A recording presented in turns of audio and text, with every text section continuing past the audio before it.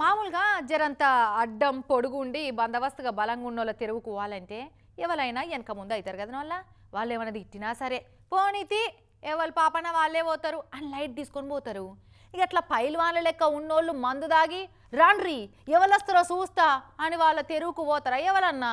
ఇక చూడుర్రి తాగి ఎదరచ్చ చేసిండో గీ మందు బాబు. భుజం మీద బండరాయి పట్టుకొని తయారుండు. రండ్రా రండ్రి ఎవడొస్తాడో రాండి దమ్ముంటే అనుకుంటా రోడ్డుకు అడ్డంగా నిలబడ్డాడు. అప్పటికే ఫుల్ అయినట్టుండు కాక.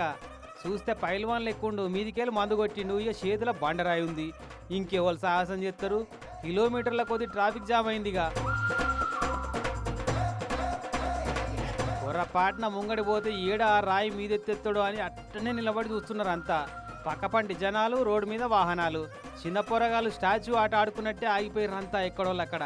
లాస్ట్కు ఎటైతే ఎటాయని ఎంతసేపు ఆగాలని ధైర్యం చేసి ఈ లారీ అయినా మెల్లగా ముంగడికి పోనిచ్చిండు. ఊకుంటాడా? రాయి ఎత్తేసినట్టుండు సైడ్ అద్దం మీద.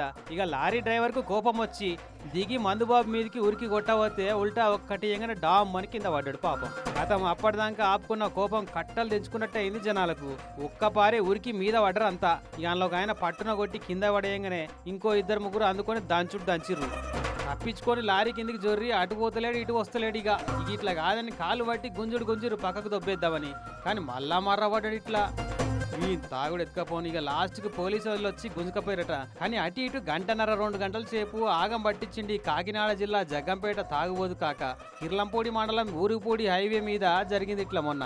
కానీ పెద్ద పులి తోటన కొట్లాడొచ్చు, కానీ ఈ తాగినోళ్ళు తెరుగు పోతే కష్టమే ఉంటది పో. పిచ్చోని చేతుల రాయనట్టే ఈ మందుబాబుల తెరుగు పోవడంటే.